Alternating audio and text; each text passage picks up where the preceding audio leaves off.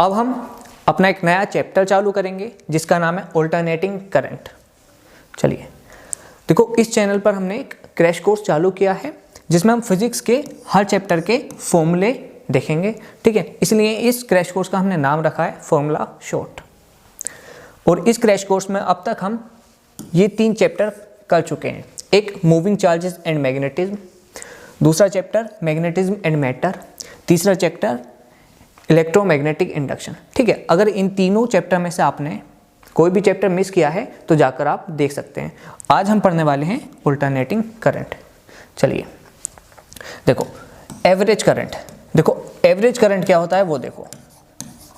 Average current होता है I1 plus I2 plus I3 plus IN upon N, ठीक है। क्लास 11 से आप एवरेज कुछ इस तरह से निकालना सीख रहे हो, ठीक है। लेकिन ऑल्टरनेटिंग करंट चैप्टर में एवरेज कुछ इस तरह से निकालते हैं, ध्यान दो। Integral I dot dt upon T2 minus T1 से लेकर T2 तक, ठीक है। अभी तक आप एवरेज कुछ इस तरह से निकालते थे, लेकिन ऑल्टरनेटिंग करंट में आप एवरेज कुछ इस फॉर्मूले से निकालोगे, ठीक है। चलिए अब हम देखेंगे root mean value of current. चलिए तो देखो IRMS, ठीक है। अब देखो इसके नाम में ही सब कुछ छुपा हुआ है। ये क्या कह रहे हैं कि सबसे पहले स्क्वायर करो, I1 का स्क्वायर प्लस I2 का स्क्वायर प्लस I3 का स्क्वायर प्लस IN का स्क्वायर, फिर मीन निकालो, मतलब डिवाइड बाय n कर दो, फिर रूट लगा दो, ठीक है। तो रूट मीन स्क्वायर की वैल्यू ये है जो आपको पता होनी चाहिए। और ध्यान रखना, रूट मीन स्क्वायर वैल्यू जो है करंट की वो होती है इफेक्टिव वैल्यू, इफेक्टिव वैल्यू, ठीक है। चलिए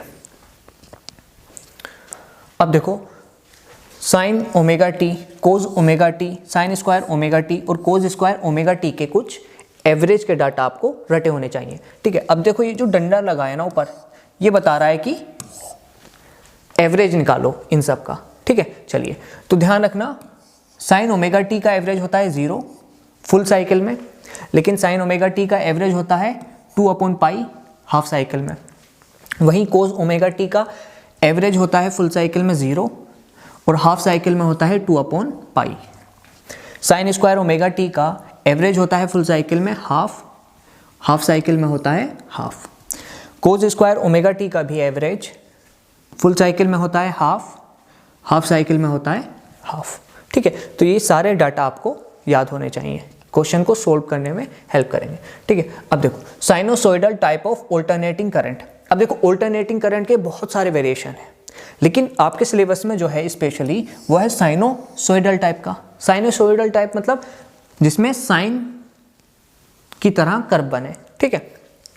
तो यहाँ पर करंट की जो इक्वेशन होती है वो होती है I naught sine omega T, ठीक है। चलिए तो करंट की क्या इक्वेशन है साइनोसॉइडल के केस में, I naught sine omega T. यहाँ पर I क्या हो गया, instantaneous current at time t। I not क्या हो गया, मैक्सिमम करंट। ओमेगा क्या हो गया, एंगुलर फ्रीक्वेंसी। और ओमेगा का फॉर्मूला होता है 2πf या फिर होता है 2π/t। यहाँ पर f क्या है, फ्रीक्वेंसी, t क्या है, टाइम पीरियड। ये आपने क्लास 11th में पढ़ा होगा। चलिए अब देखो RMS and average value of current for sinusoidal. अब देखो sinusoidal type of alternating current के लिए आपको RMS वैल्यू और एवरेज वैल्यू करंट की पता होनी चाहिए, ठीक है। चलिए अब देखो, एवरेज वैल्यू फुल साइकिल के लिए साइनोसॉइडल कर्व में होती है 0, वहीं एवरेज वैल्यू करंट की हाफ साइकिल में साइनोसॉइडल कर्व के लिए होती है 2I0/पाई, ठीक है। वहीं IRMS वैल्यू फुल साइकिल के लिए साइनोसॉइडल कर्व में होती है I0/√2, वहीं IRMS वैल्यू हाफ साइकिल के लिए होती है I0/√2। मतलब IRMS वैल्यू चाहे फुल साइकिल हो चाहे हाफ साइकिल हो, वैल्यू सेम है I0/√2 I0/√2, ठीक है। लेकिन एवरेज वैल्यू फुल साइकिल के लिए है 0, हाफ साइकिल के लिए है 2I0/π। चलिए अब देखो RMS and average value of potential in sinusoidal. अब हम पोटेंशियल की वैल्यू भी देख लेते हैं, ठीक है। साइनोसोडल के केस में यहाँ पर हमने देखी करंट की वैल्यू, यहाँ पर हम देखेंगे पोटेंशियल की वैल्यू, ठीक है। चलिए तो पोटेंशियल की इक्वेशन क्या हो जाएगी साइनोसोडल के केस में, V0 sin ωt, ठीक है। अब एवरेज करंट हाफ साइकिल के लिए होता है 2V0/π। यहाँ पर V0 क्या हो जाएगा, मैक्सिमम पोटेंशियल, जबकि यहाँ पर I0 क्या था, मैक्सिमम करंट, ठीक है। चलिए अब average potential for full cycle ये हो जाएगा 0, ठीक है। और VRMS वैल्यू फुल साइकिल के लिए और हाफ साइकिल के लिए सेम होगी, जिसकी वैल्यू होगी V0/√2, ठीक है। तो ये रिजल्ट आपको याद होने चाहिए। चलिए अब देखो हम देखेंगे प्योर रेसिस्टिव सर्किट, ठीक है। देखो ये एक सर्किट है जिसमें सिर्फ और सिर्फ रेजिस्टेंस प्रेजेंट है, ठीक है। तो इसमें आपको सबसे पहली चीज जो पता होनी चाहिए वो ये पता होनी चाहिए कि no phase difference between current and potential. मतलब जो फेज डिफरेंस होता है करंट और पोटेंशियल के बीच में वो 0 होता है। मतलब अगर इस तरफ करंट है तो पोटेंशियल भी इस तरफ ही होगा, ठीक है। और अगर पोटेंशियल की वैल्यू है V0 sin ωt,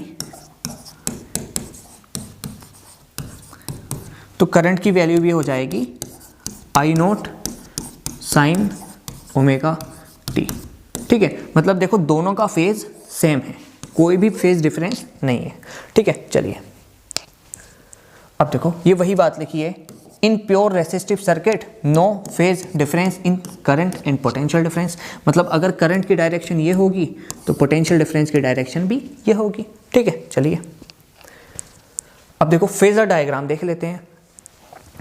pure resistive के केस में हमने पोटेंशियल की क्या इक्वेशन पढ़ी, V0 sin ωt। वहीं हमने करंट की क्या इक्वेशन पढ़ी, वो पढ़ी I0 sin ωt, ठीक है। चलिए और हमने पढ़ा कि पोटेंशियल में और करंट में कोई भी फेज डिफरेंस नहीं होता है, ठीक है। और ध्यान रखो ये जो फेजर डायग्राम है इसकी डेफिनेशन क्या है, पहले ये देखो, ये है एंटाई क्लॉकवाइज रोटेटिंग वेक्टर, ठीक है। एंटाई क्लॉकवाइज रोटेटिंग वेक्टर, ठीक है। अब देखो ये एक्स एक्सिस है, तो अगर मैं मान लेता हूं कि पोटेंशियल कुछ इस तरह से है, कितने एंगल पर, ωt एंगल पर, ठीक है। देखो यहाँ पर कितना एंगल है, ωt।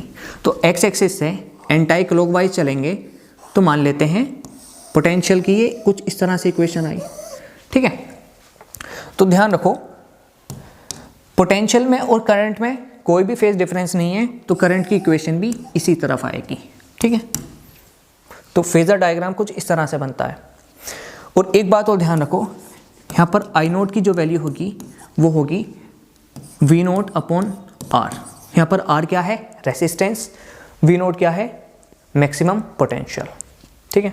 चलिए अब देखो वेव डायग्राम देख लेते हैं। अच्छा करंट की इक्वेशन आपने क्या पढ़ी, वो थी I0 sin ωt, जबकि पोटेंशियल की इक्वेशन क्या पढ़ी आपने, वो थी V0 sin ωt, ठीक है। मतलब करंट और पोटेंशियल का ग्राफ साइन की तरह बनेगा, देखो। और आपको पता है साइन का ग्राफ कुछ इस तरह से बनता है, ठीक है। तो वाई एक्सिस पर हम ले लेंगे करंट या पोटेंशियल, जबकि एक्स एक्सिस पर हम ले लेंगे टाइम। और पोटेंशियल का ग्राफ भी साइन की तरह बनेगा और करंट का ग्राफ भी साइन की तरह बनेगा। लेकिन यहाँ पर क्वेश्चन ये आता है कि ये येलो वाला ग्राफ पोटेंशियल का है या रेड वाला। तो ध्यान रखना जनरली पोटेंशियल का मैग्नीट्यूड ज़्यादा होता है, तो ये जो येलो वाला ग्राफ है पोटेंशियल का होगा, और करंट का जो ग्राफ है वो ये वाला होगा, रेड वाला, ठीक है। चलिए आगे चलते हैं। अब देखो समरी देख लेते हैं प्योर रेसिस्टिव सर्किट की, ठीक है। पहली चीज़ कि कोई भी फेज डिफरेंस नहीं होगा, पोटेंशियल डिफरेंस में और इलेक्ट्रिक करंट में।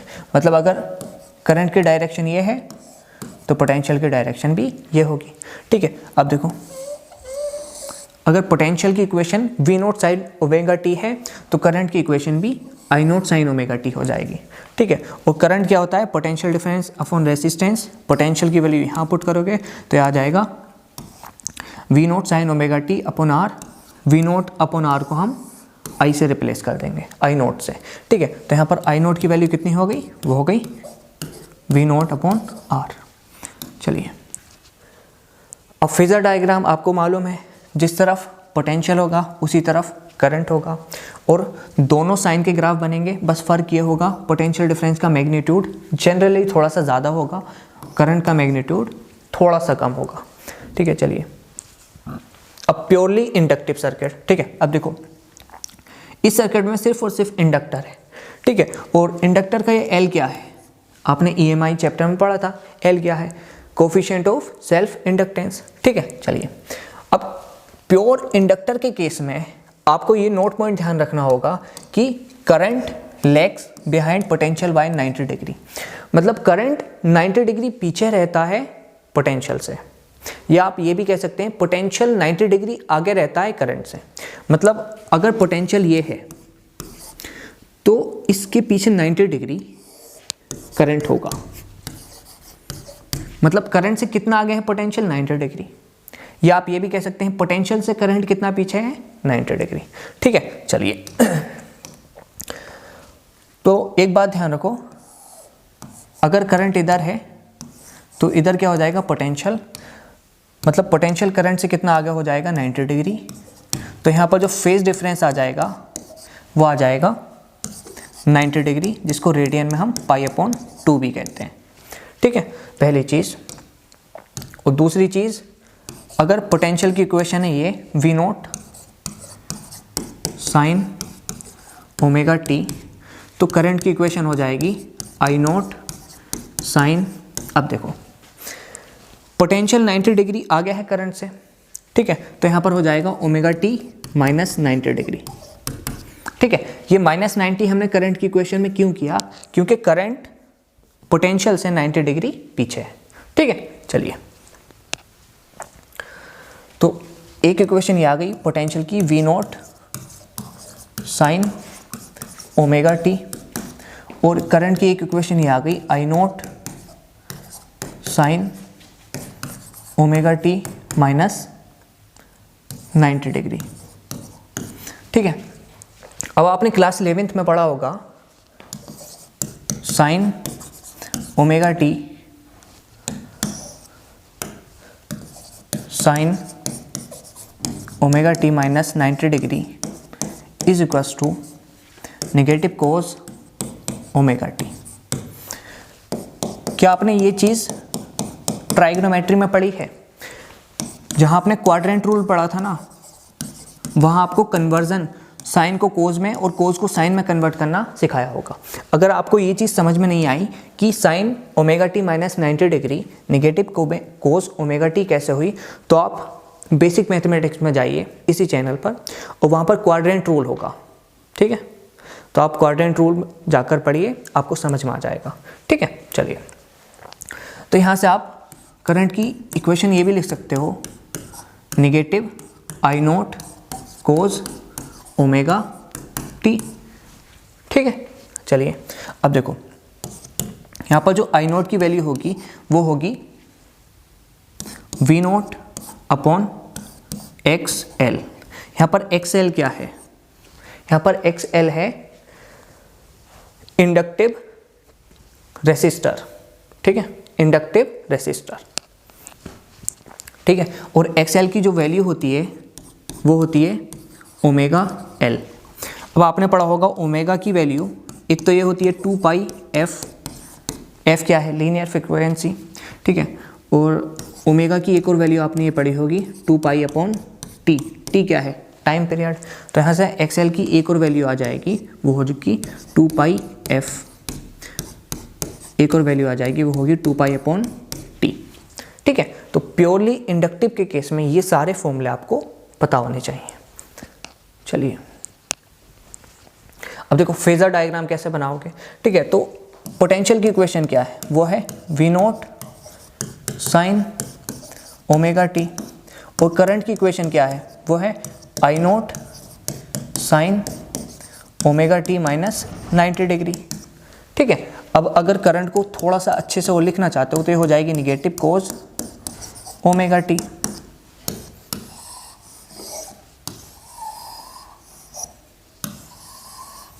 ठीक है। चलिए अब देखो पोटेंशियल ओमेगा 2 एंगल पर होगा, ठीक है।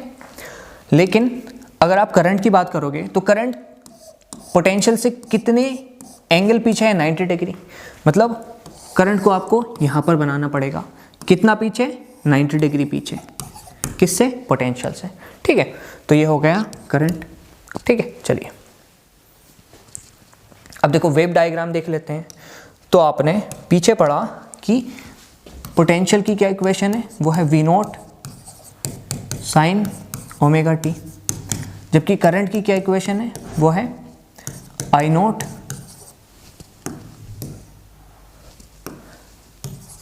Sign omega T minus 90 degree, ठीक है। इसको आप थोड़े से अच्छे से लिखोगे तो हो जाएगी minus I naught cos omega T, ठीक है। तो अब देखो ये तो है साइन का ग्राफ, मतलब ये तो हो जाएगा पोटेंशियल का वेव डायग्राम, और ये है निगेटिव कोस का ग्राफ, मतलब ये हो जाएगा करंट का वेव डायग्राम, ठीक है। चलिए अब देखो आपको ग्राफ पता होना चाहिए। साइन का ग्राफ कुछ इस तरह से होता है, ठीक है, जबकि पॉजिटिव कोस थीटा का ग्राफ कुछ इस तरह से होता है, ठीक है। और निगेटिव साइन थीटा का ग्राफ कुछ इस तरह से होता है, मतलब वो नीचे से बनता है, जबकि पॉजिटिव वाला देखो, पॉजिटिव साइन थीटा वाला ऊपर से बन रहा था, ठीक है। और निगेटिव कोस थीटा का ग्राफ कुछ इस तरह से बनता है, देखो ये भी नीचे से बन रहा है, जबकि पॉजिटिव कोस थीटा वाला ऊपर से बना है, ठीक है। चलिए और आप पीछे अपने कॉन्सेप्ट को अप्लाई करो। देखो पोटेंशियल था साइन का ग्राफ, तो ये कुछ इस तरह से बना, जबकि करंट था निगेटिव आई नोट कोस थीटा का ग्राफ, तो ये कुछ इस तरह से बना, ठीक है। चलिए अगर आपने SHM वेव बहुत अच्छे से पढ़ा है ना, तो AC करंट में इतनी परेशानी नहीं होगी। लेकिन अगर आपने SHM वेव चैप्टर को बहुत अच्छे से नहीं पढ़ा है ना, तो काफ़ी परेशानी होने वाली है आपको। चलिए अब देखो इंडक्टिव रेसिस्टेंस, इसको हम किससे डिनोट करते हैं, XL से। इसका फॉर्मूला मैंने आपको बताया है, वो होता है ओमेगा L या फिर 2πf इंटू L, या फिर आप इसको ऐसे भी कह सकते हो 2πL/T, ठीक है। और XL क्या है, देखो सॉरी XL की यूनिट क्या है, XL की जो यूनिट है वो होती है ओम, ठीक है। मतलब ये भी रेसिस्टेंस की तरह काम करता है, ठीक है। रेसिस्टेंस नहीं है लेकिन रेसिस्टेंस की तरह काम करता है, ठीक है। अब देखो हम ग्राफ देखेंगे XL में और फ्रीक्वेंसी में। अब देखो XL का फॉर्मूला क्या है, 2πf इंटू L। L क्या है, कोफिशिएंट ऑफ सेल्फ इंडक्टेंस, जो कि एक कांस्टेंट है, 2 भी एक कांस्टेंट है, पाई भी एक कांस्टेंट है, तो XL डायरेक्टली प्रोपोर्शनल हो जाएगा फ्रीक्वेंसी के, ठीक है। तो यहाँ से आप कुछ इस तरह से ग्राफ बना सकते हो, ठीक है। चलिए ये तो आप पढ़ चुके हैं,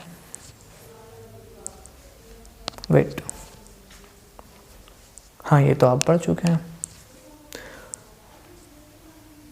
अब हम देखेंगे, सॉरी ये भी आप पढ़ चुके हैं, ये तो हमने अभी पढ़ा ना, ठीक है। अब देखो अब हम देखेंगे summary of pure inductive circuit, ठीक है। तो देखो जब भी प्योर इंडक्टिव सर्किट होगा, पहली चीज हमने क्या पढ़ी कि करंट में और पोटेंशियल डिफरेंस में फेज डिफरेंस होगा 90 डिग्री का, ठीक है। तो फेज डिफरेंस कितना हो जाएगा, 90 डिग्री। पोटेंशियल की इक्वेशन अगर ये है V naught sine omega t, तो करंट की इक्वेशन क्या होगी, वो होगी I naught sine omega T minus 90, ठीक है। चलिए और अगर आप इसको थोड़े सा अच्छे से वो लिखोगे तो हो जाएगी negative I naught cos omega T. ठीक है। एक्स एल की क्या वैल्यू पढ़ी हमने, ओमेगा इंटू एल, ओमेगा की वैल्यू पुट कर दोगे तो ये हो जाएगी 2 पाई एफ इंटू एल, और मैक्सिमम करंट की वैल्यू क्या हो जाएगी, V naught upon X L. ठीक है, चलिए। और फेज डायग्राम क्या पढ़ा हमने, फेजर डायग्राम, कि अगर पोटेंशियल ऐसे है, मतलब इस तरफ है, तो पोटेंशियल से एग्जैक्ट 90 डिग्री पीछे होगा हमारा करंट। ठीक है, बाकी वेव डायग्राम आपने पढ़ लिया है कि ये पोटेंशियल का ग्राफ हो जाएगा, ये करंट का ग्राफ हो जाएगा। ये पोटेंशियल का ग्राफ इसलिए होगा क्योंकि ये पोटेंशियल में देखो साइन की टर्म आ रही है। ठीक है, जबकि ये करंट का ग्राफ इसलिए होगा क्योंकि करंट में देखो कोज की टर्म आएगी। तो अब हम पढ़ेंगे प्योरली कैपेसिटिव सर्किट। ठीक है, मतलब सर्किट में सिर्फ और सिर्फ कैपेसिटर प्रेजेंट है। तो ध्यान रखना, प्योरली कैपेसिटिव सर्किट में करंट जो है वो पोटेंशियल से लीड करता है 90 डिग्री पर। मतलब अगर पोटेंशियल की डायरेक्शन ये है तो करंट इससे 90 डिग्री आगे होगा। ठीक है, इस चीज़ को ध्यान रखना। मतलब पोटेंशियल में और करंट में फेज डिफरेंस कितना होता है, वो होता है 90 डिग्री। ठीक है, ध्यान रखना। अब देखो पोटेंशियल की इक्वेशन क्या है, वो है ये V equals to V naught sine omega T. ठीक है, अगर पोटेंशियल की इक्वेशन ये है तो करंट की इक्वेशन क्या हो जाएगी, वो हो जाएगी I naught sine omega t plus 90 degree. ठीक है, प्लस क्यों आया, क्योंकि करंट पोटेंशियल से 90 डिग्री आगे चलता है। ठीक है, अब आपने क्लास 11th में पढ़ा होगा sine omega t plus 90 degree हो जाएगा पॉजिटिव कोज ओमेगा टी। ठीक है, तो आप इसको थोड़े से अच्छे से लिखोगे तो ये भी लिख सकते हो आई नॉट कोज ओमेगा टी। ठीक है, चलिए। अब देखो आई नॉट मतलब मैक्सिमम करंट की वैल्यू जो हो जाएगी वो हो जाएगी मैक्सिमम पोटेंशियल, मतलब वी नॉट अपॉन एक्स सी। अभी एक्स सी क्या है, ये है कैपेसिटिव रिएक्टेंस। ठीक है, और ये रेजिस्टेंस की तरह काम करेगा और इसकी यूनिट भी ओम होगी। ठीक है, ध्यान रखना। और ध्यान रखना एक्स सी की जो वैल्यू होगी वो होगी 1 अपॉन ओमेगा सी। ओमेगा की जगह अगर आप 2 पाई एफ पुट कर दोगे तो इसकी वैल्यू हो जाएगी 2 पाई एफ इंटू सी। ठीक है, यहाँ पर सी क्या है, कैपेसिटेंस ऑफ कैपेसिटर। ठीक है, चलिए।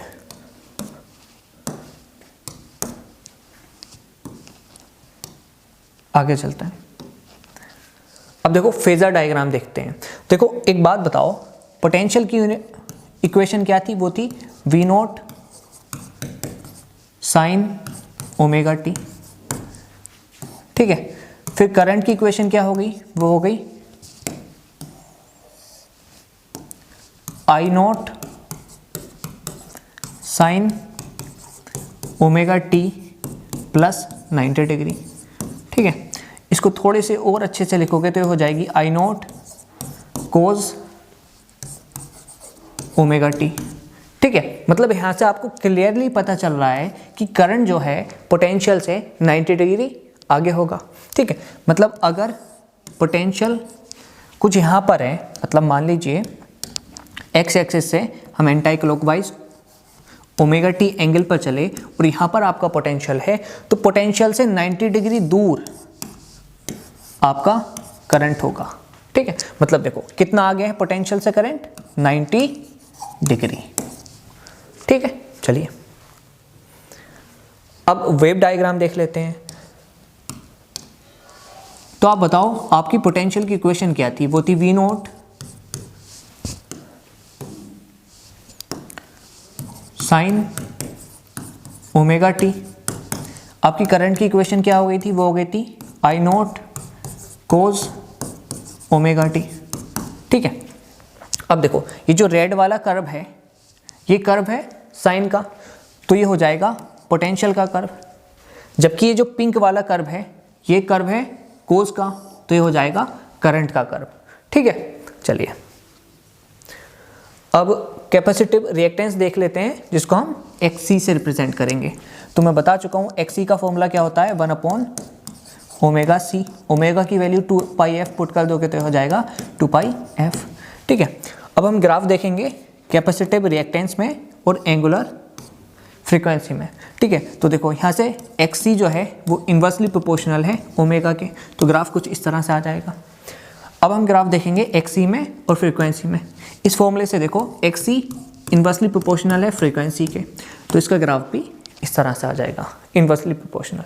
ठीक है, चलिए अब हम देख लेंगे प्योरली कैपेसिटिव सर्किट की समरी। ठीक है, देखो पहली चीज, करंट जो है वो पोटेंशियल से लीड करता है 90 डिग्री से। मतलब अगर पोटेंशियल इस तरफ है तो करंट इससे 90 डिग्री आगे होगा। ठीक है, पहली चीज। तो फेज डिफरेंस कितना हो गया इन दोनों के बीच में, 90 डिग्री। ठीक है, बाकी पोटेंशियल की इक्वेशन ये है V0 sin ओमेगा टी, तो करंट की इक्वेशन हो जाएगी I0 sin omega t plus 90 degree, और sin omega t plus 90 degree होती है cos ओमेगा टी। ठीक है, तो यहाँ पर इसको मैं सही से लिख देता हूँ। देखो ये I0 है तो यहाँ पर I0 भी आएगा, I0 cos ओमेगा टी हो जाएगी। ठीक है, फिर I0 का क्या फॉर्मूला होगा, वो होगा maximum potential upon XC। XC क्या है, कैपेसिटिव रिएक्टेंस। कैपेसिटिव रिएक्टेंस का फॉर्मूला क्या है, 1/ωc। ठीक है, अब देखो हम purely capacitive, purely inductive, purely resistive circuit देख चुके हैं। अब हम एक क्विक समरी देख लेते हैं तीनों की। ठीक है, चलिए देखो प्योरली रेसिस्टिव सर्किट में अगर पोटेंशियल की इक्वेशन है V0 sin ओमेगा टी, ठीक है, तो करंट की इक्वेशन भी हो जाएगी I0 sin ओमेगा टी। मतलब जिस तरफ करंट की डायरेक्शन होगी उसी तरफ पोटेंशियल की डायरेक्शन होगी। इन दोनों के बीच में फेज डिफरेंस कितना होगा, 0 डिग्री। ठीक है, और प्योरली रेसिस्टिव सर्किट में रेसिस्टेंस प्रेजेंट होता है। ठीक है, तो मैक्सिमम करंट का फॉर्मूला हो जाएगा V0/R। ठीक है, जबकि प्योरली इंडक्टिव सर्किट की बात करो तो अगर पोटेंशियल की इक्वेशन ये है V0 sin ओमेगा टी, तो करंट की इक्वेशन हो जाएगी I0 sin omega T minus 90। ऐसा इसलिए क्योंकि पोटेंशियल करंट से 90 डिग्री आगे होता है। ठीक है, मतलब इन दोनों में जो फेज डिफरेंस होता है वो 90 डिग्री होता है। ठीक है, चलिए और ध्यान रखना प्योरली इंडक्टिव सर्किट में प्रेजेंट होता है आपका इंडक्टिव रिएक्टेंस, जिसका फॉर्मूला होता है ओमेगा इंटू L। L क्या है, कोफिशिएंट ऑफ सेल्फ इंडक्टेंस। तो मैक्सिमम करंट की वैल्यू हो जाएगी V0/XL। ठीक है, XL की क्या वैल्यू है, ओमेगा L। अब प्योरली कैपेसिटिव सर्किट में अगर पोटेंशियल है V0 sin ओमेगा टी, तो करंट की क्या वैल्यू हो जाएगी, I0 sin omega t plus 90। वो इसलिए क्योंकि, एक मिनट रुकिए, क्योंकि प्योरली कैपेसिटिव सर्किट में करंट जो है वो पोटेंशियल से 90 डिग्री आगे होता है। ठीक है, तो यहाँ पर भी फेज डिफरेंस कितना हो जाएगा, 90 डिग्री, और यहाँ पर होता है कैपेसिटिव रिएक्टेंस। ठीक है, इसकी वैल्यू हो जाएगी 1/ωc, और मैक्सिमम करंट की वैल्यू क्या हो जाएगी, वो हो जाएगी V0/XC। ठीक है, और एक और बात ध्यान रखना, चाहे रेसिस्टेंस हो, चाहे इंडक्टिव रिएक्टेंस हो, चाहे कैपेसिटिव रिएक्टेंस हो, हर किसी की यूनिट होती है ओम। ठीक है, चलिए अब हम देखेंगे सीरीज LR सर्किट। ठीक है, चलिए अब देखो, अगर सिर्फ और सिर्फ रेजिस्टेंस होता तो जिस तरफ करंट होगा उसी तरफ पोटेंशियल होता। ठीक है, और अगर सिर्फ और सिर्फ इंडक्टर होता तो जिस तरफ करंट होता उससे 90 डिग्री पर पोटेंशियल होता। ठीक है, लेकिन यहाँ पर रेसिस्टर भी है और इंडक्टर भी है। ठीक है,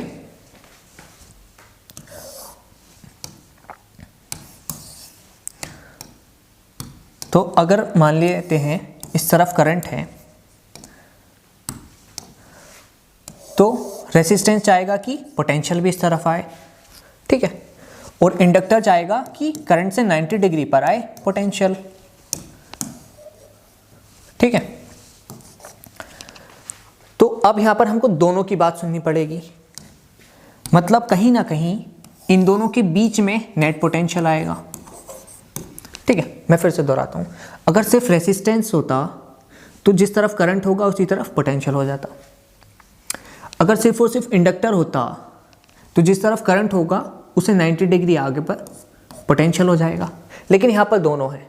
ठीक है, तो ना ही करंट की डायरेक्शन में पोटेंशियल होगा, ना ही करंट से 90 डिग्री पर पोटेंशियल होगा, ये होगा कुछ इस डायरेक्शन में। ठीक है, तो नेट पोटेंशियल कुछ इस डायरेक्शन में होगा, और इस नेट पोटेंशियल का फॉर्मूला हो जाएगा under root VL² plus VR²। ठीक है, तो एक चीज़ आपको ये ध्यान में रखनी है, और दूसरी चीज़ ये ध्यान में रखनी है कि देखो करंट की डायरेक्शन ये है और नेट पोटेंशियल की डायरेक्शन ये है, तो मतलब जो पोटेंशियल है वो करंट से फाई एंगल आगे है, या आप ऐसा कह सकते हो करंट नेट पोटेंशियल से फाई एंगल पीछे है। ठीक है, तो पोटेंशियल की इक्वेशन तो ये है, पोटेंशियल की इक्वेशन कितनी है, वो है V0 sin ω t। ठीक है, तो करंट की इक्वेशन क्या हो जाएगी, वो हो जाएगी V0 sin ω t minus phi. ध्यान दो, ये नेट पोटेंशियल हो गया, ये हो गई करंट की डायरेक्शन। ठीक है, तो पोटेंशियल से फाई एंगल पीछे है करंट, इसलिए हमने ω t माइनस फाई किया है। ठीक है, ध्यान रखना। चलिए आगे चलते हैं। अब देखो नेट इम्पीडेंस पूछ लेते हैं। ठीक है, तो ध्यान रखना नेट इम्पीडेंस को हम रिप्रेजेंट करते हैं Z से। अब देखो पीछे हमने कुछ इस तरह का इक्वेशन बनाई थी कि इधर हो जाएगा इंडक्टर का पोटेंशियल, इस तरफ हो जाएगा रेसिस्टेंस का पोटेंशियल, और ये हो गई करंट की डायरेक्शन। ठीक है, तो सेम इसी तरह आप रेसिस्टेंस के पोटेंशियल की जगह लिख सकते हो रेसिस्टेंस, और इंडक्टर के पोटेंशियल की जगह आप लिख सकते हो XL। ठीक है, तो इन दोनों का जो रिजल्टेंट होगा हम उसको कहेंगे Z, मतलब नेट इम्पीडेंस। ठीक है, तो यहाँ से Z की वैल्यू क्या हो जाएगी, वो हो जाएगी under root XL² plus R²। ठीक है, एक चीज़ आपको ये भी ध्यान रखनी है, और देखो इन दोनों के बीच में एंगल कितना हो जाएगा, फाई। तो यहाँ से tan फाई की क्या वैल्यू हो जाएगी, वो हो जाएगी, अब देखो XL को हम इधर शिफ्ट कर देंगे तो हो जाएगी परपेंडिकुलर, मतलब XL अपॉन बेस मतलब रेसिस्टेंस। ठीक है, तो एक चीज़ आपको ये भी ध्यान रखनी है। ठीक है, चलिए आगे चलते हैं। अब देखो हम देखेंगे सीरीज RC सर्किट। अब देखो यहाँ पर अगर सिर्फ और सिर्फ रेसिस्टेंस होता तो जिस तरफ करंट होगा उसी तरफ पोटेंशियल होता। ठीक है, और अगर यहाँ पर सिर्फ और सिर्फ कैपेसिटेंस होता तो जिस तरफ करंट होगा, ठीक है, उससे 90 डिग्री पीछे पोटेंशियल होता। ठीक है, लेकिन यहाँ पर रेसिस्टेंस भी है और कैपेसिटेंस भी है, तो हमें दोनों की बात सुननी पड़ेगी। ठीक है, मतलब अगर करंट इस तरफ है तो रेसिस्टेंस का पोटेंशियल भी इस तरफ हो जाएगा, और कैपेसिटर का पोटेंशियल इस तरफ हो जाएगा, मतलब करंट से 90 डिग्री पीछे। हाँ या ना, बिल्कुल। ठीक है, चलिए।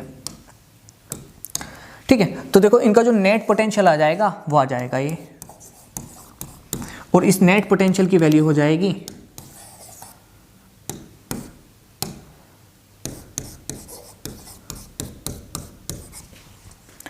Under root R² plus, sorry R नहीं, यहाँ पर है VR² under root VR² plus VC²। ठीक है, तो नेट पोटेंशियल की वैल्यू ये हो जाएगी। ठीक है, और देखो यहाँ पर करंट ये है और नेट पोटेंशियल ये आया, मतलब जो करंट है वो फाई एंगल नेट पोटेंशियल से ज़्यादा है। ठीक है, तो अगर पोटेंशियल की इक्वेशन ये है, V0 sin ω t, तो करंट की इक्वेशन क्या हो जाएगी, करंट की इक्वेशन हो जाएगी V0 sin ω t plus phi.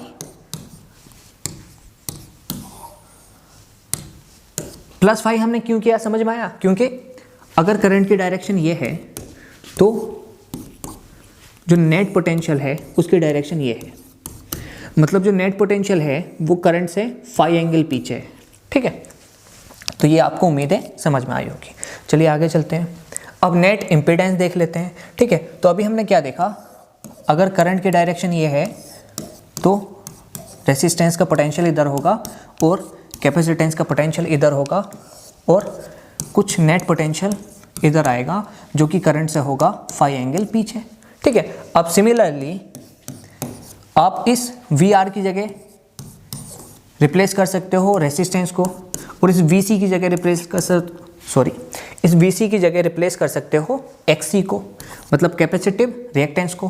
तो इनका जो नेट रिजल्टेंट होगा वो होगा Z, मतलब नेट इम्पीडेंस, ठीक है।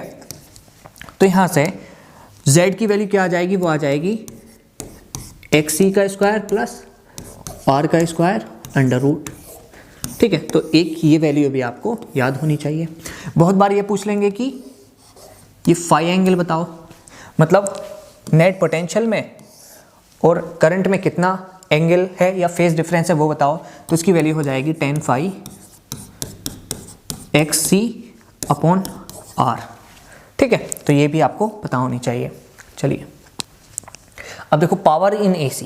तो AC करंट में जो पावर पूछते हैं ना वो जनरली एवरेज पावर पूछते हैं, तो इसका फॉर्मूला आपको याद होना चाहिए, ठीक है। तो एवरेज पावर होती है VRMS IRMS into cos phi. यहाँ पर VRMS क्या है, root mean square potential, IRMS क्या है, root mean square current, cos phi क्या है, पावर फैक्टर, ध्यान रखना, ठीक है। पावर फैक्टर मतलब वही कि पोटेंशियल में और करंट में कितना एंगल है, ठीक है। चलिए अब देखो VRMS का फॉर्मूला साइनसोइडल के केस में आपको पता है, बिल्कुल हम पीछे पढ़ चुके हैं, वो होता है V0 अपॉन अंडर रूट 2। और IRMS का फॉर्मूला आपको साइनसोइडल के केस में पता है, बिल्कुल ये भी हम पीछे पढ़ चुके हैं, I0 अपॉन अंडर रूट 2, ठीक है। और कोस फाई की वैल्यू ध्यान रखना वो होती है R अपॉन Z। यहाँ पर R क्या है रेसिस्टेंस, Z क्या है नेट इम्पीडेंस, ठीक है। तो अगर आप इन तीनों चीज़ों को पुट कर दोगे यहाँ पर, देखो आपको याद यही रखना है, लेकिन मान लो अगर VRMS की वैल्यू पुट कर दो, IRMS की वैल्यू पुट कर दो, कोस फाई की वैल्यू पुट कर दो, तो देखते हैं क्या आती है पावर एवरेज। तो P एवरेज आएगी, देखो VRMS की वैल्यू क्या है V0 upon under root 2, IRMS की वैल्यू क्या है I0 upon under root 2, cos phi की वैल्यू क्या है R अपॉन Z। तो एवरेज पावर की वैल्यू आ जाएगी V0 I0 R upon 2Z, ठीक है। वैसे इसको याद करने की ज़रूरत नहीं है, बस आप ये फॉर्मूला ध्यान रखो और RMS की वैल्यू करंट की और पोटेंशियल की और कोस फाई की वैल्यू याद रखो, आप एवरेज पावर का हर क्वेश्चन कर दोगे, ठीक है। चलिए अब देखो पावर फैक्टर मतलब कोस फाई जो है ना वो डिफरेंट सर्किट के लिए हम देखेंगे, ठीक है, क्योंकि बहुत इंपॉर्टेंट है और यहाँ से क्वेश्चन बहुत बनते हैं, ठीक है। चलिए तो power factor for different circuit, पहला क्या है प्योर रेसिस्टिव सर्किट, ठीक है। अब देखो प्योर रेसिस्टिव सर्किट में क्या है, अगर इस तरफ करंट है तो इसी तरफ पोटेंशियल हो जाएगा, मतलब करंट और पोटेंशियल के बीच में कितना एंगल हो जाएगा 0 डिग्री। तो यहाँ से जो फाई की वैल्यू हो जाएगी वो हो जाएगी 0 डिग्री, ठीक है। तो कोस फाई कितना आ जाएगा,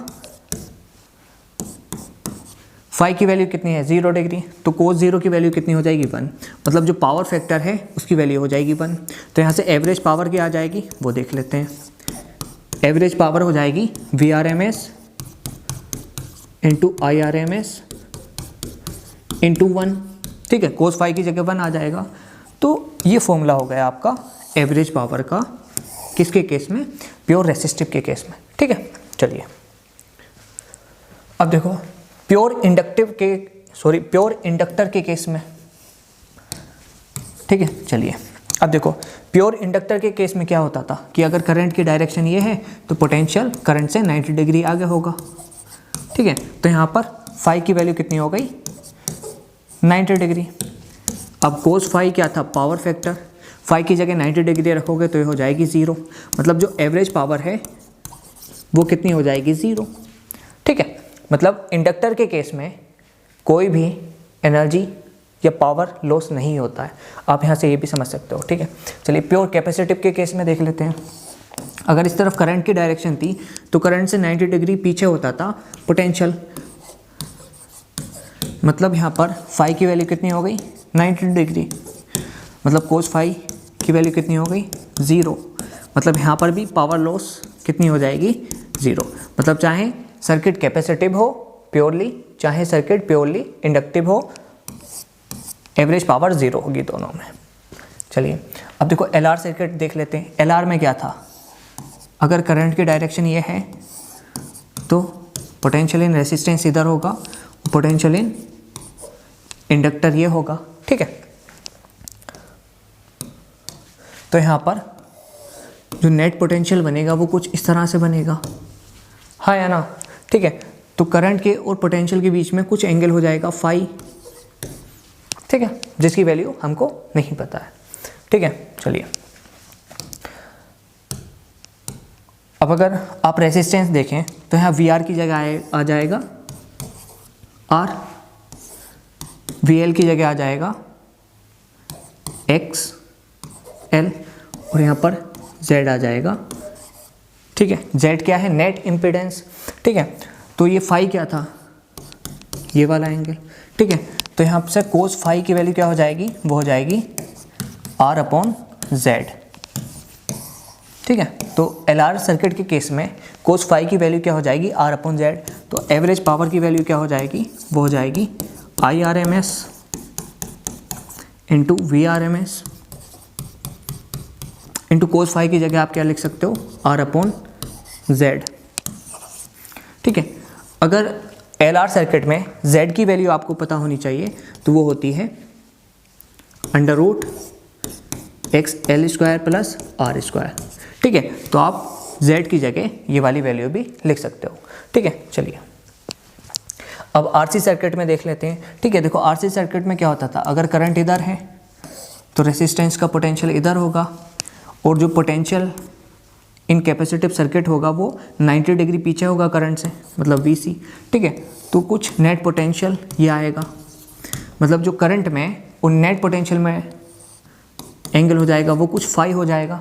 ठीक है, तो अगर आप VR की जगह रेसिस्टेंस पुट कर दोगे और VC की जगह XC पुट कर दोगे तो यहाँ से Z मतलब नेट इम्पीडेंस आ जाएगा, और यहाँ से फाई एंगल हो जाएगा। तो यहाँ से कोस फाई की वैल्यू क्या आ जाएगी, वो आ जाएगी R/Z। ठीक है, ये वही परपेंडिकुलर अपॉन बेस करके आप कोस फाई की वैल्यू निकाल लोगे। ठीक है, तो यहाँ से एवरेज पावर क्या आ जाएगी, वो आ जाएगी VRMS into IRMS into cos phi. Cos phi की वैल्यू कितनी है, R/Z, और यहाँ पर Z की वैल्यू क्या हो जाएगी वो भी आपको पता होनी चाहिए। तो Z की वैल्यू हो जाएगी √XC² प्लस R²। तो आप Z की वैल्यू पुट कर सकते हैं। ठीक है, चलिए अब देखो चोक कोयल देख लेते हैं। देखो चोक कोयल कुछ नहीं, सीरीज LR सर्किट है, मतलब इसमें रेसिस्टेंस होगा और इंडक्टर होगा। ठीक है, और ध्यान रखना इसमें जो L है वो हम बहुत ज़्यादा लेते हैं और जो रेसिस्टेंस है वो बहुत कम लेते हैं हम। ठीक है, मतलब चोक कोयल के पास जो L होगा वो बहुत ज़्यादा होगा, जो रेसिस्टेंस होगा वो बहुत कम होगा। ऐसा इसलिए क्योंकि अगर L की वैल्यू हम बहुत बढ़ा देंगे और रेसिस्टेंस को हम बहुत कम कर देंगे तो जो पावर लॉस है वो बहुत कम हो जाएंगी। ठीक है, चलिए अब देखो सीरीज LCR सर्किट देख लेते हैं। ठीक है, अब देखो इसमें तीनों होंगे, इंडक्टर भी होगा, रेसिस्टेंस भी होगा, कैपेसिटेंस भी होगा। तो इसका सिनेरियो देखते हैं। ठीक है, अब देखो अगर सिर्फ और सिर्फ इंडक्टर होता तो अगर करंट की डायरेक्शन ये है तो पोटेंशियल इससे 90 डिग्री आगे होता। ठीक है, और अगर सिर्फ और सिर्फ रेसिस्टेंस होता तो जिधर करंट होगा उधर ही पोटेंशियल होगा, और अगर सिर्फ और सिर्फ कैपेसिटेंस होता तो जिस तरफ करंट होगा उससे 90 डिग्री पीछे आपका पोटेंशियल होता। ठीक है, मतलब आप ये कह सकते हो अगर करंट की डायरेक्शन ये है तो इसी तरफ आपका पोटेंशियल इन रेसिस्टेंस मिलेगा और ऊपर की तरफ आपका पोटेंशियल इन इंडक्टर मिलेगा, नीचे की तरफ आपका पोटेंशियल इन कैपेसिटेंस मिलेगा। ठीक है, चलिए। और सिमिलरली आप यहाँ से ये चीज़ कह सकते हो, वी आर की जगह रेसिस्टेंस रख सकते हो, वी सी की जगह एक्स सी पुट कर सकते हो, और वी एल की जगह एक्स सी पुट कर सकते हो। ठीक है, तो ये दो चीज़ें हैं जो आपको पता होनी चाहिए। ठीक है, चलिए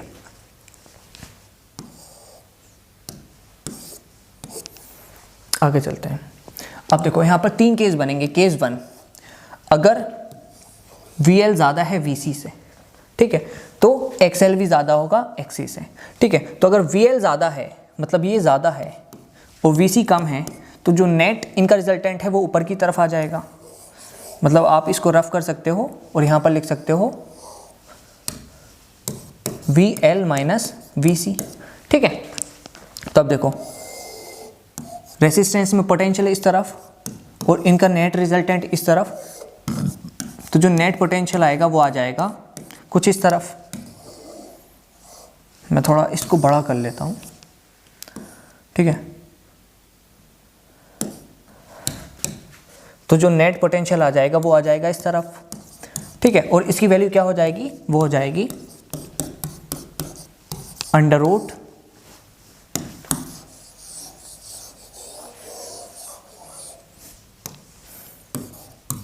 नेट पोटेंशियल की वैल्यू हो जाएगी under root V L minus V C का square plus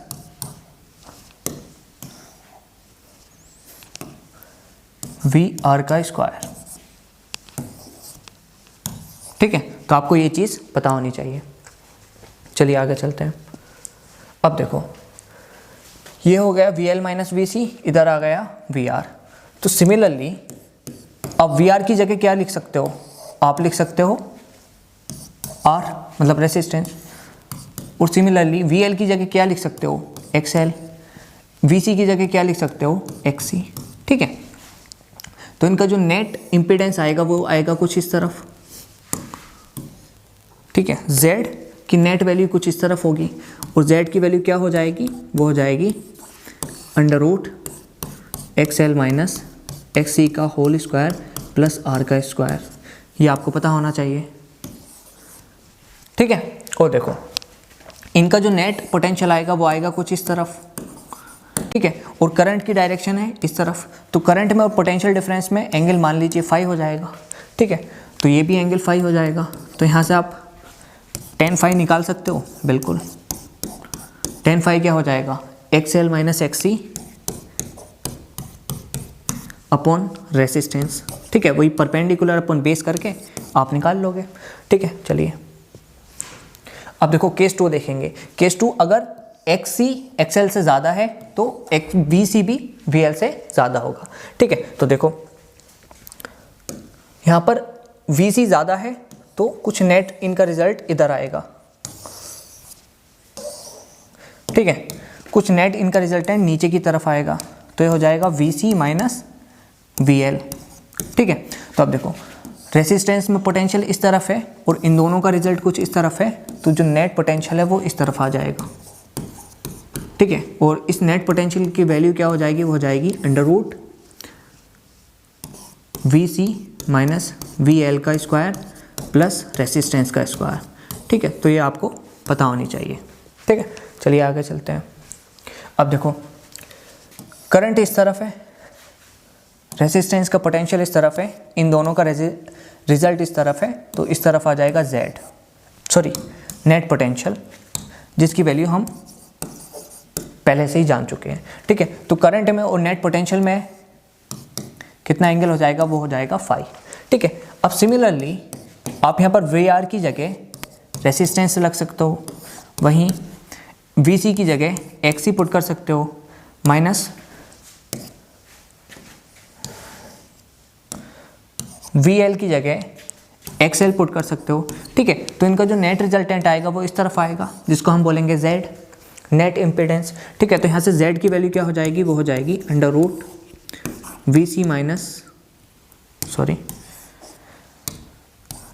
x C minus X L का स्क्वायर प्लस रेसिस्टेंस का स्क्वायर, ठीक है। तो Z की वैल्यू ये हो जाएगी।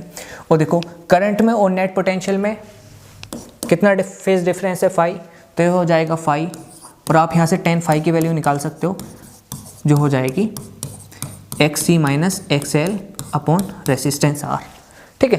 तो एक फॉर्मूला ये और एक फॉर्मूला नेट पोटेंशियल का और एक फॉर्मूला नेट इम्पीडेंस का आपको पता होना चाहिए। अब केस 3 देखते हैं। देखो जब एक्स एल एक्स सी के बराबर हो जाए और वी एल वी सी के बराबर हो जाए, मतलब ये दोनों आपस में कट जाएं, तो यहाँ पर सिर्फ और सिर्फ क्या बचेगा, यहाँ पर सिर्फ और सिर्फ वी आर बचेगा, ठीक है।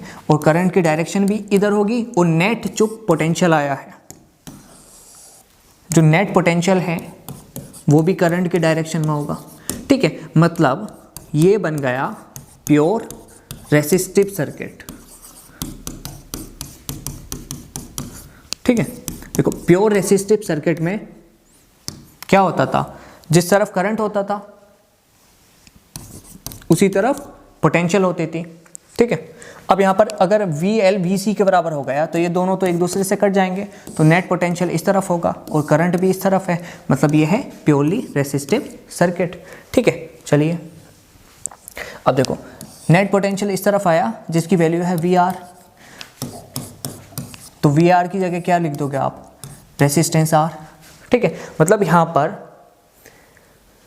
जो एक्स सी है, सॉरी एक्स एल है और एक्स सी है, वो दोनों कट गए, उन दोनों का कुछ काम ही नहीं है। मतलब यहाँ पर जो Z बचा वो सिर्फ और सिर्फ रेसिस्टेंस है R, ठीक है।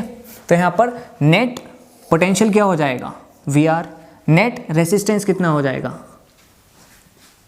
नेट रेसिस्टेंस का हो या नेट इम्पीडेंस का हो, वो हो जाएगा R, ठीक है। और यहाँ पर करंट के और नेट पोटेंशियल के, करंट के और नेट पोटेंशियल के बीच में एंगल कितना हो जाएगा, वो हो जाएगा 0 डिग्री। तो अब हम देखेंगे resonance in series LCR circuit. चलिए देखो सबसे पहली चीज़, जब भी रेजोनेंस होता है तो VL बराबर होता है VC के। दूसरी चीज़ जो आपको पता होनी चाहिए वो ये है XL बराबर होता है XC के, ठीक है। और तीसरी चीज़ जो नेट पोटेंशियल होता है वो होता है VR के बराबर, और जिस तरफ पोटेंशियल होता है नेट उसी तरफ करंट होता है। मतलब रेजोनेंस पर जो सर्किट है वो प्योरली रेसिस्टिव सर्किट की तरह एक्ट करता है, ठीक है। चलिए, और जो मैक्सिमम करंट होता है वो होता है V0 अपॉन R, ठीक है। चलिए, और जो करंट होता है वो होता है रेजोनेंस पे मैक्सिमम, ठीक है। और जो Z होता है मतलब नेट इम्पीडेंस, वो होता है रेजोनेंस पर मिनिमम, जिसकी वैल्यू होती है R के बराबर, ठीक है। और जो पावर एवरेज है उसका फॉर्मूला क्या होता था, वो हमने पढ़ा था VRMS IRMS into cos phi, ठीक है। लेकिन देखो रेजोनेंस के केस में जिस तरफ करंट है उसी तरफ नेट पोटेंशियल है, मतलब इन दोनों के बीच में एंगल कितना हो गया 0 डिग्री। करंट के और नेट पोटेंशियल के बीच में कितना एंगल हो गया 0 डिग्री। तो अगर कोस 0 डिग्री की वैल्यू देखोगे तो वो होगी 1 के बराबर। मतलब रेजोनेंस के केस में जो पावर एवरेज का फॉर्मूला है वो आ जाएगा VRMS इंटू IRMS, ठीक है। तो देखो वही बात लिखी है, फाई 0 हो जाएगा तो कोस फाई की वैल्यू 1 हो जाएगी और कोस फाई की जगह यहाँ पर 1 आ जाएगा। तो एवरेज पावर का कुछ ये फॉर्मूला हो जाएगा VRMS इंटू IRMS, ठीक है। चलिए अब देखो रेजोनेंस पर हम फ्रीक्वेंसी देखेंगे, ठीक है। देखो रेजोनेंस पर एक कंडीशन ये थी कि XC बराबर हो जाएगा XL के। अब XC का फॉर्मूला क्या होता है, XC का फॉर्मूला होता है वन अपॉन ओमेगा C, और XL का फॉर्मूला क्या होता है ओमेगा L, ठीक है। तो XC की जगह यहाँ पर मैंने गलत लिख दिया, एक मिनट रुको। XC की जगह क्या आ जाएगा, वो आ जाएगा 1 अपॉन ओमेगा C, और XL की जगह क्या आ जाएगा, वो आ जाएगा ओमेगा L, ठीक है। फिर आप इसको सोल्व करोगे तो रेजोनेंट फ्रीक्वेंसी क्या मिल जाएगी 1 अपॉन अंडर रूट LC, ये आपको पता होनी चाहिए, ठीक है। चलिए अब देखो ओमेगा की वैल्यू क्या है रेजोनेंस पर, 1/√LC, और हमें पता है ओमेगा की एक वैल्यू ये होती है 2πf, ठीक है। तो अगर ओमेगा की जगह 2πf पुट कर दोगे तो लीनियर फ्रीक्वेंसी की वैल्यू ये आ जाएगी 1/2π√LC, आपको पता होनी चाहिए, ठीक है।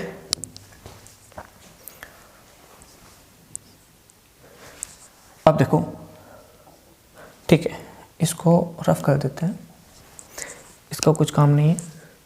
अब देखो बैंड विड्थ देख लेते हैं। देखो बैंड विड्थ को हम रिप्रेजेंट करते हैं डेल्टा ओमेगा से, ठीक है।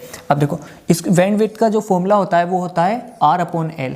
R क्या है? रेसिस्टेंस। L क्या है? कोफिशिएंट ऑफ सेल्फ इंडक्टेंस, ठीक है। और अगर डेल्टा ओमेगा को आप खोल दोगे तो ये हो जाएगा ω2 - ω1 = R/L, ठीक है। अब यहाँ पर ω1 और ω2 वो फ्रीक्वेंसी है, फ्रीक्वेंसी एट विच पावर जो है वो मैक्सिमम की हाफ है। मतलब ω1 और ω2 वो फ्रीक्वेंसी है जब मैक्सिमम पावर की हाफ फ्रीक्वेंसी, सॉरी मैं फिर से दोहराता हूँ, ω1 और ω2 वो फ्रीक्वेंसी हैं जब पावर की वैल्यू मैक्सिमम पावर के हाफ है, ठीक है। चलिए अब देखो क्वालिटी फैक्टर जिसको हम Q से रिप्रेजेंट करते हैं उसको देख लेते हैं, ठीक है। तो देखो क्वालिटी फैक्टर का फॉर्मूला होता है ω0/Δω। ω0 क्या है? Frequency at resonance. Delta omega क्या है? बैंड विड्थ, ठीक है। देखो ω0 क्या है? Resonant frequency. डेल्टा ओमेगा की क्या वैल्यू है? सॉरी डेल्टा ओमेगा क्या है? वो है बैंड विड्थ, ठीक है। अब ω0 मतलब एंगुलर फ्रीक्वेंसी की वैल्यू हमने क्या पढ़ी है पीछे? 1/√LC। और बैंड विड्थ की वैल्यू क्या हमने पढ़ी है? वो पढ़ी है R/L, ठीक है। तो अब आप ω0 की जगह 1/√LC और डेल्टा ओमेगा की जगह R/L पुट कर दोगे तो क्वालिटी फैक्टर का एक फॉर्मूला ये भी आ जाएगा 1/R√L/C, ठीक है। ये भी पता होना चाहिए आपको। अब देखो ट्रांसफार्मर के बारे में थोड़ी सी बात कर लेते हैं। प्रिंसिपल जो होता है ना ट्रांसफार्मर का वो होता है म्यूचुअल इंडक्शन। ध्यान रखना, पूछ लेते हैं बहुत बार। अब देखो फॉर आइडियल ट्रांसफार्मर जो पावर लॉस होती है वो होती है 0, मतलब जो एफिशिएंसी होती है वो होती है 100%। लेकिन जो प्रैक्टिकल ट्रांसफार्मर होते हैं उसमें जो इनपुट पावर है वो ज़्यादा होती है और जो आउटपुट पावर है वो कम होती है, ठीक है। और प्रैक्टिकल ट्रांसफार्मर में जो एफिशिएंसी है वो लेस देन 100% होती है, ठीक है। और देखो ये वाला फॉर्मूला ध्यान रखो, potential in secondary upon potential in primary is equal to number of turn in secondary upon number of turn in primary. और ये फॉर्मूला ऑलवेज वैलिड है, ठीक है। Potential in secondary upon potential in primary is equal to number of turn in secondary upon number of turn in primary, ठीक है। इस फॉर्मूले को ध्यान रखना और ये हमेशा वैलिड है। और आइडियल ट्रांसफार्मर के लिए ये वाला फॉर्मूला भी वैलिड है, मतलब potential in secondary upon potential in primary is equal to current in primary upon current in secondary, ठीक है। तो ये वाला फॉर्मूला हमेशा वैलिड है, लेकिन ये वाला फॉर्मूला तभी वैलिड है जब ट्रांसफार्मर आइडियल हो, ठीक है। चलिए अब देखो दो तरीके का ट्रांसफार्मर होता है, एक होता है स्टेप अप, एक होता है step down. Step up transformer क्या करता है ना, वोल्टेज को बढ़ा देता है, जबकि स्टेप डाउन ट्रांसफार्मर क्या करता है ना, वोल्टेज को घटा देता है, ठीक है। तो स्टेप अप में ये तीन चीज़ें आपको पता होनी चाहिए। पहली कि जो सेकेंडरी का पोटेंशियल है वो प्राइमरी से ज़्यादा होता है, ठीक है, और जो नंबर ऑफ टर्न सेकेंडरी में है वो प्राइमरी से ज़्यादा होते हैं, लेकिन जो करंट है प्राइमरी में वो सेकेंडरी से ज़्यादा होता है। और स्टेप डाउन में ये चीज़ें ध्यान रखो, जो प्राइमरी का पोटेंशियल है वो सेकेंडरी के पोटेंशियल से ज़्यादा होता है, और जो प्राइमरी के नंबर ऑफ टर्न है वो सेकेंडरी के नंबर ऑफ टर्न से ज़्यादा होते हैं, और जो सेकेंडरी में करंट है वो प्राइमरी के करंट से ज़्यादा होता है। तो स्टेप अप में ये तीन चीज़ें और स्टेप डाउन में ये तीन चीज़ें याद रखो, ठीक है। तो ऑल्टरनेटिंग करंट होता है समाप्त। उम्मीद है चैप्टर अच्छा लगा होगा। अगर कोई चीज़ आपको पसंद नहीं आ रही है या ज़्यादा तेज़ हो रही हैं चीज़ें या ज़्यादा हल्के हो रही हैं, आप कमेंट में बताइए, हम उसको करेक्ट करेंगे, ठीक है। चलिए थैंक यू।